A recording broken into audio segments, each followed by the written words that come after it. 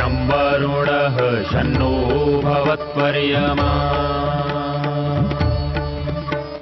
शन्न इन्द्रो बृहस्पतिः शन्नो विष्णुरुक्रमः ॐ शान्ति शान्ति शान्तिः।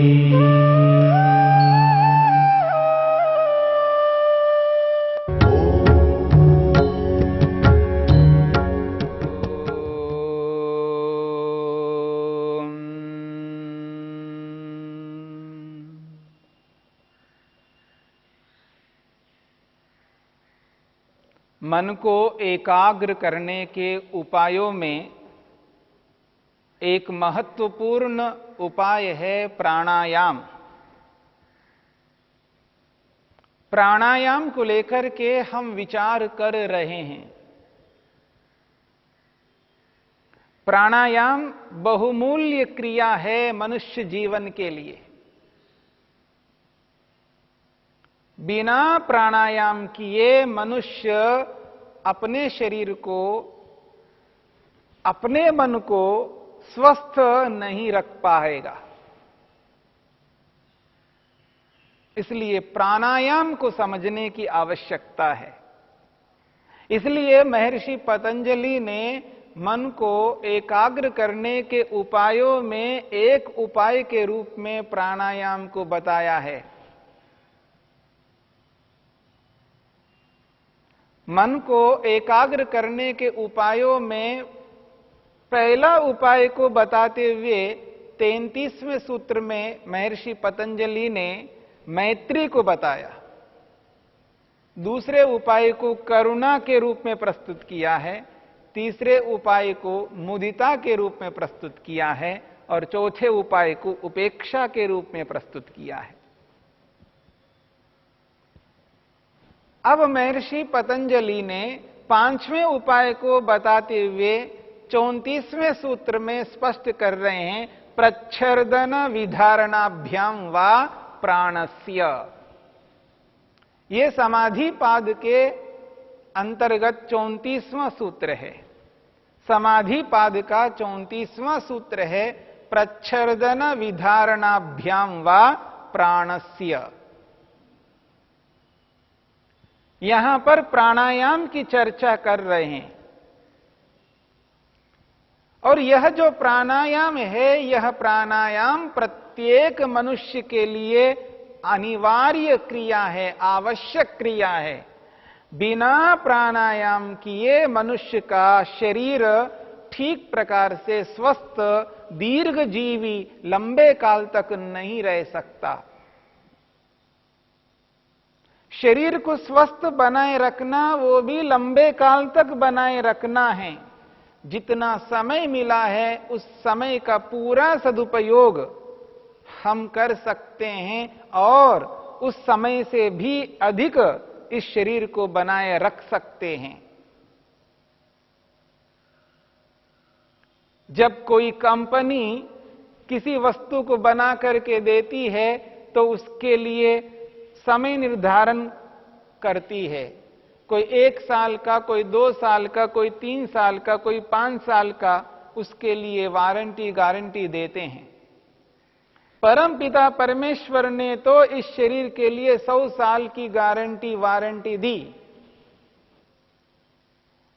यदि हम प्राणायाम को अपना करके तो 100 साल तक तो जी ही सकते हैं और उससे अधिक भी जी सकते हैं, यदि हमने प्राणायाम को जाना है, समझा है तो। क्योंकि शरीर को ठीक प्रकार से रखने का एक बहुत महत्वपूर्ण उपाय है प्राण। प्राण, इस प्राण तत्व को समझना है।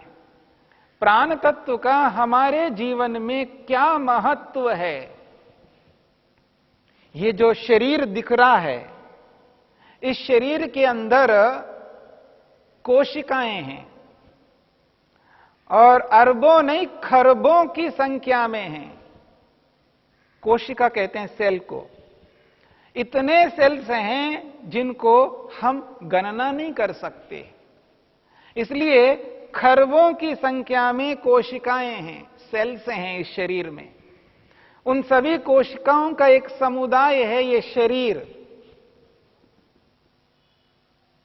और एक एक सेल को, एक एक कोशिका को ऊर्जा की आवश्यकता है, एनर्जी चाहिए। इस शरीर में जितने भी सेल्स हैं, जितनी भी कोशिकाएं, एक एक कोशिका के लिए ऊर्जा चाहिए, एनर्जी चाहिए, और निरंतर उसको एनर्जी चाहिए, ऊर्जा चाहिए। और जिस कोशिका को एनर्जी नहीं मिलती है, ऊर्जा नहीं मिलती है, तो वो कोशिका रोगग्रस्त हो जाती है, विकृति विकार से ग्रस्त हो जाती है। इसलिए हमारे शरीर में नाना प्रकार के रोग उत्पन्न होते हैं। इसलिए कोशिका को निरंतर ऊर्जा पहुंचानी है, और हम अपने शरीर को स्वस्थ रखने के लिए, निरोगी बनाए रखने के लिए, इस शरीर को ऊर्जा देने के लिए अलग अलग साधनों का प्रयोग करते हैं। यानी अलग अलग प्रकार के अन्न ग्रहण करते हैं, भोजन करते हैं। भोजन से ऊर्जा मिलती है, पानी से भी ऊर्जा मिलती है, सूर्य से भी ऊर्जा मिलती है। ऊर्जा के स्रोत अलग अलग हैं। ठीक इसी प्रकार से प्राण तत्व भी एक महत्वपूर्ण साधन है शरीर को ऊर्जा देने के लिए, ऊर्जा को पहुंचाने के लिए। जब हम प्राण ग्रहण करते हैं, वे प्राण हमारे शरीर में प्रत्येक कोशिका तक ऊर्जा को पहुंचाने का कार्य करते हैं। इसलिए प्राणों की बहुत महत्वपूर्ण भूमिका है शरीर को स्वस्थ रखने के लिए। इस बात को समझने का प्रयत्न करना है। ये जो प्राण तत्व है, ये प्राण तत्व शरीर के एक एक कोशिका तक ऊर्जा को, एनर्जी को पहुंचाते हैं। इसकी बहुत महत्वपूर्ण योगदान है। और जिस जिस कोशिका को, जिस जिस स्थान में ऊर्जा नहीं पहुंच रही होती है, उस कोशिका में विकृति आ जाती है, वो अस्वस्थ हो जाती है। और एक एक कोशिका की स्वस्थता ही संपूर्ण शरीर की स्वस्थता है, और एक एक कोशिका की अस्वस्थता ही संपूर्ण शरीर की अस्वस्थता का कारण बन पाएगा। इसलिए इस बात को समझने की चेष्टा हमें करनी है। प्राण तत्व को समझना है, प्राणों को समझ करके प्राणों को अपने शरीर में इस रूप में लेना है जिससे हमारा पूरा का पूरा शरीर स्वस्थ बन सके, एक एक कोशिका को ऊर्जा को हम पहुंचा सके। अगर ऐसा हम करते हैं तो हम अपने शरीर को निरोगी बना सकते हैं, स्वस्थ बना सकते हैं। और शरीर स्वस्थ रहेगा तो मन भी स्वस्थ रहेगा, और शरीर रोगग्रस्त हो जाता है तो मन भी रोगग्रस्त हो जाता है। शरीर का बहुत प्रभाव पड़ता है मन पर। जिस प्रकार से मन का प्रभाव शरीर पर पड़ता है, उसी प्रकार से शरीर का प्रभाव मन पर पड़ता है। जब कर्मों की दृष्टि से देखते हैं, यदि मन में यदि बुरा कर्म किया है, अनुचित कर्म किया है, उसका प्रभाव वाणी पर पड़ता है, उसका प्रभाव शरीर की क्रिया पर पड़ता है। मन की क्रिया शरीर को प्रभावित करता है, वाणी को प्रभावित करता है।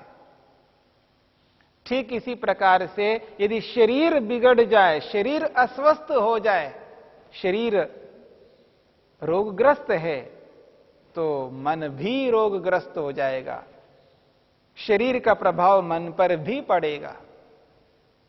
इसलिए इस बात को समझना है, प्राण बहुत महत्वपूर्ण तत्व है, और यह प्राण हमारे शरीर में उस स्थान तक पहुंचा देता है ऊर्जा को जहां पर कोशिका है। यानी एक एक कोशिका तक ऊर्जा को पहुंचाने का एक महत्वपूर्ण साधन है प्राण तत्व। जब हम प्राण शरीर में लेते हैं तो ऐसे ही नहीं ले पाते हैं, प्राणों को लेने का एक माध्यम है जिसको हम श्वसन तंत्र कहते हैं, रेस्पिरेटरी सिस्टम, श्वसन तंत्र। श्वसन तंत्र के माध्यम से प्राणों को लिया जाता है और निकाला जाता है। प्राण में एक बहुत और विशेषता है, जहां प्राण तत्व एक एक कोशिका तक ऊर्जा को पहुंचाता है, वहीं पर उस कोशिका में जो अशुद्धि है, अपवित्रता है, जो मल है, उस मल को, उस अशुद्धि को भी प्राण तत्व बाहर निकालता है। इसके दो कार्य है, महत्वपूर्ण कार्य। एक एक कोशिका तक ऊर्जा को पहुंचाने का काम, और दूसरा उस कोशिका में स्थित अशुद्धि है, अपवित्रता है, उसको बाहर निकालने का काम प्राण का है। और शुद्ध पवित्र प्राण तत्व को पहुंचा देता है और अशुद्ध अपवित्र प्राण तत्व को बाहर निकालना है। यानी प्राण ही उत्तमता को अंदर पहुंचा देता है और प्राण ही अशुद्धि को बाहर निकाल देता है। इसलिए प्राणों को ठीक प्रकार से लेना निकालना ये श्वास प्रश्वास के माध्यम से होता है। श्वास प्रश्वास के माध्यम से उचित रूप से प्राणों को लिया जाता है और उचित रूप में अशुद्धि को बाहर निकाला जाता है। और श्वास प्रश्वास की जो क्रिया है, और ये क्रिया श्वसन तंत्र के माध्यम से होता है। इसलिए इस श्वसन तंत्र को समुचित रूप में समझने का भी प्रयत्न करना है। अपनी मनमर्जी से सांस लेना निकालना नहीं कर सकते हैं। अगर ऐसा करते हैं, जितना प्राण अंदर जाना चाहिए, जितना ऑक्सीजन अंदर जाना चाहिए, उतना नहीं जा पाता है। ठीक प्रकार से श्वास प्रश्वास हम नहीं लेते हैं तो जो अशुद्धि अंदर बनी हुई है, वो अशुद्धि बाहर उतनी नहीं निकल पाएगी। पूरी अशुद्धि को बाहर निकालना है और जितना आवश्यक ऑक्सीजन हमको चाहिए उतना अंदर लेना है। ये श्वास प्रश्वास के माध्यम से संभव है और श्वास प्रश्वास श्वसन तंत्र के माध्यम से होता है। उस प्रकार यदि विचार करें तो श्वसन तंत्र को थोड़ा समझने का भी हमें प्रयत्न करना है। ये जो सांस हम ले रहे हैं, जो निकाल रहे हैं, ये उचित रूप से लेना, उचित रूप से निकालना हमें आना चाहिए। अन्यथा व्यक्ति श्वास प्रश्वास ठीक प्रकार से नहीं ले पाता है और अलग अलग प्रकार के रोगों से ग्रस्त हो जाता है। अनेक प्रकार की चिंताओं के कारण से भी श्वास प्रश्वास ठीक प्रकार से काम नहीं कर पाता है और ऐसे बहुत सारे कारण हो सकते हैं। इसलिए ये जो सांस लेना है और निकालना है, इस प्रक्रिया को, श्वसन तंत्र का जो नियम है, उस नियम को समझने का प्रयत्न करना है। सबके अपने अपने नियम होते हैं। ठीक इसी प्रकार से श्वसन तंत्र का भी एक अपना नियम है, किस प्रकार सांस लेना और किस प्रकार बाहर निकालना, उसकी एक अपनी प्रक्रिया है।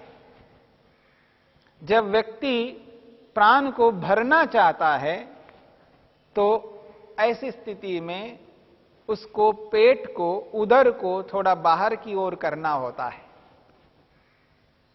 जब व्यक्ति सांस लेना चाहता है तो पेट को, उदर को थोड़ा बाहर की ओर करना होता है, जिससे उसका जो तनुपटु है, यानी डायफ्राम है, वो डायफ्राम नीचे उतर के आता है, जिससे व्यक्ति अधिक से अधिक प्राणों को अंदर लेने में सक्षम होता है। थोड़ा सा पेट को बाहर की ओर करना है और सांस भरते हुए छाती को फुलाना है, और जैसे ही छाती को फुलाते हैं तो हंसली है, जिसको आप कॉलर बोन कहते हैं, वो थोड़ी सी ऊपर की ओर उठती है। तब लंग्स में स्पेस ज्यादा बन जाता है, जगह ज्यादा हो जाता है, तब व्यक्ति अधिक से अधिक प्राण अंदर भर सकता है।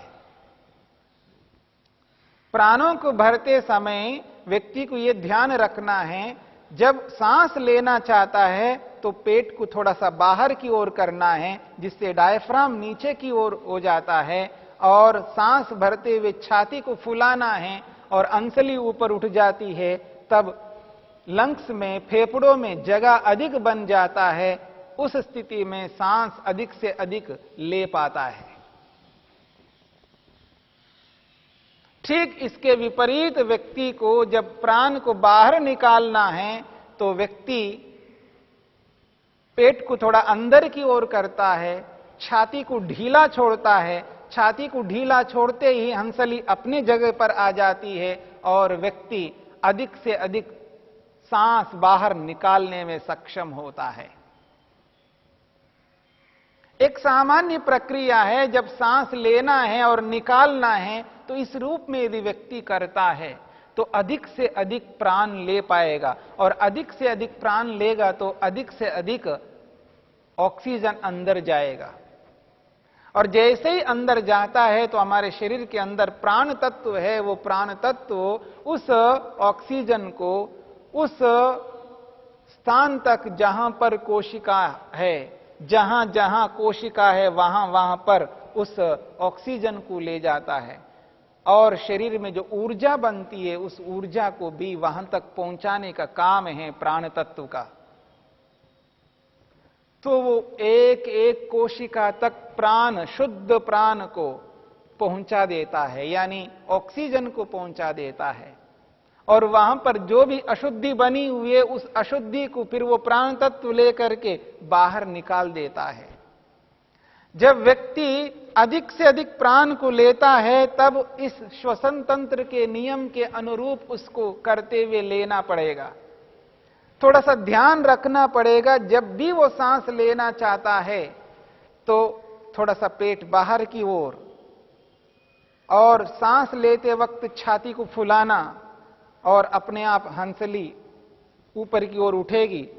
लंग्स में, फेफड़ों में जगह अधिक से अधिक बनेगा और अधिक से अधिक प्राणों को अंदर ले पाएगा। ठीक इसी के विपरीत जब प्राणों को बाहर निकाल रहा है तो छाती को, लंग्स को ढीला छोड़ना है, हंसली, कॉलर बोन नीचे की ओर हो पाएगा, और पेट थोड़ा सा अंदर लेंगे तो अधिक से अधिक प्राण बाहर निकालेंगे। जैसे ही थोड़ा सा पेट को अंदर करते हैं तो डायफ्राम जो है, जो नीचे किसका था, वो ऊपर की ओर आ जाएगा, तो अधिक से अधिक प्राणों को बाहर निकालेंगे। तो अधिक से अधिक अशुद्धि को बाहर निकालना है और अधिक से अधिक ऑक्सीजन, शुद्ध वायु को अंदर लेना है, और अंदर लेकर के एक एक कोशिका तक पहुंचाना है। तब जाकर के व्यक्ति का शरीर ठीक प्रकार से स्वस्थ रह पाएगा, निरोगी रह पाएगा। इसलिए प्राणायाम अत्यंत आवश्यक क्रिया है, एक उपाय है मन को एकाग्र करने का। इस पर और विचार करेंगे।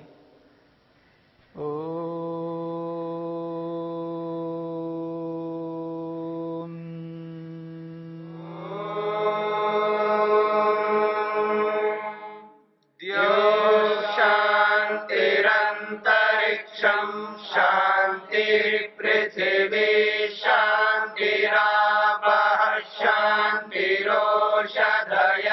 शांतिः वनस्पतयः शांतिर्विश्वे देवा शांतिर्ब्रह्म शांति सर्वं शांति शांतिरेव शांति क्षमा शांतिरेधि।